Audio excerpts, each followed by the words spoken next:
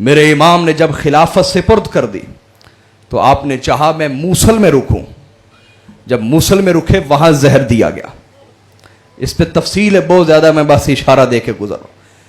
موصل میں 3 مرتبہ آپ کو زہر دیا گیا, لیکن اللہ تعالیٰ کو آپ کی جان اور آپ کی زندگی اور بڑھانا تھی. 3 دفعہ زندگی بچ گئی. آپ موصل سے مدینہ آ گئے کہ شاید میرے نانا کا شہر ہے, مجھے یہاں ہی کوئی سکون لینے دے گا. اوئے ہوئے ہوئے ہوئے میرے بھائیوں, مدینہ میں پھر زہر دیا گیا آپ کو. آپ نے پھر چاہا کہ میں کسی اور علاقے کی طرف نکل جاتا ہوں. جب وہاں پہنچے تو ایک شخص جو بڑا نیک تھا, بڑا نیک, کبھی وہ پہلی صف قضا نہیں کرتا تھا, تکبیر اولیٰ کے ساتھ جماعت کے ساتھ نماز پڑھنے والا تھا, امام کے خطبے بھی سنتا تھا, جماعت کے ساتھ نماز بھی امام کے پیچھے پڑھتا تھا. ایک دن آپ بازار میں بیٹھے ہوئے, لوگوں کا ہجوم لگا ہے, زیارت مصطفیٰ ہو رہی ہے. تو اس نے کہا کہاں ہے نواس رسول, میں ان کی زیارت کرنا چاہتا ہوں.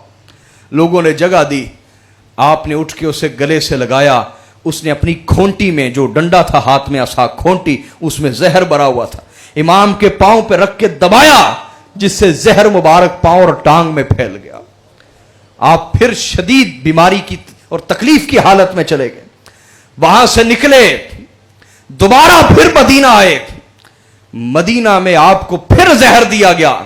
جب زہر دیا گیا تو اپنے نانا کی قبر پہ آ گئے. کہا نانا جان, یہ مدینہ آپ نے بسایا تھا نا, یہ مدینہ آپ نے آباد کیا تھا, لیکن یہاں ہر ایک کو امن سے رہنے کی اجازت ہے اور آپ کے بچوں کو یہاں امن سے رہنے کی اجازت نہیں. میں جہاں جاتا ہوں زہر دیا جاتا. آپ کو پسینہ آیا, الٹیاں آئیں, جس سے زہر کا اثر جاتا رہا. 7ویں مرتبہ پھر آپ کو مدینے میں زہر دیا گیا, جس سے جگر مبارک کے ٹکڑے ہو کے الٹیوں کے ساتھ باہر آتے تھے. لیکن یہ نبی کا گھرانہ, یہ کیسا گھرانہ ہے جنہیں ہم پہچان ہی نہ سکے آج تک. ان کا حق دینا تو بڑی دور کی بات ہے. میرے امام نے فرمایا,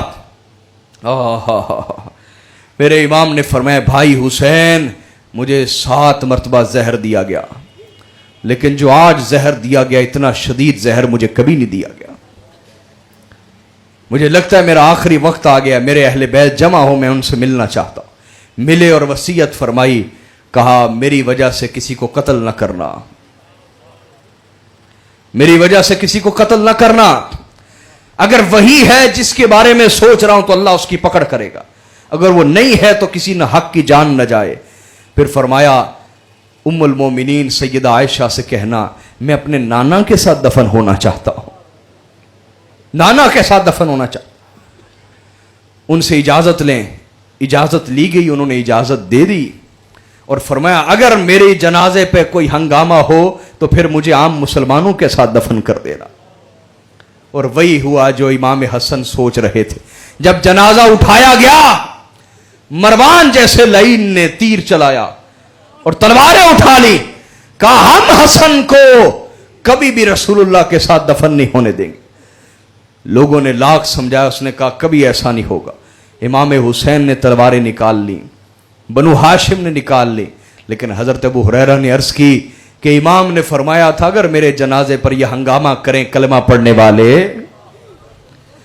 کلمہ پڑھنے والے میرے جنازے پر ہنگامہ کریں, نبی کے بیٹے کے جنازے پر, پھر مجھے عام مسلمانوں کے ساتھ دفنا دینا.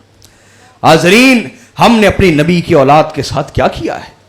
ہمیں اپنے گریبانوں میں جھانکنا چاہیے اور کم از کم اپنے دور کی کربلا تو ٹھیک کریں. آپ کی کربلا آپ کا دور ہے, اپنے دور میں تو سیدوں سے وفا کرو, اپنے دور میں تو نبی کی اولاد کو نہ ستاؤ, کم از کم اپنے دور میں وفا کرو. جب امام کو دفنا دیا گیا, کوئی اتنا بھی بغض رکھتا ہے, کوئی اتنا بھی بغض رکھتا ہے, ایک شخص امام کی قبر پہ آیا اور امام کی قبر پہ پیشاب کر دیا. کوئی اتنا بھی بغض رکھتا ہے, ہوئے ہوئے ہوئے.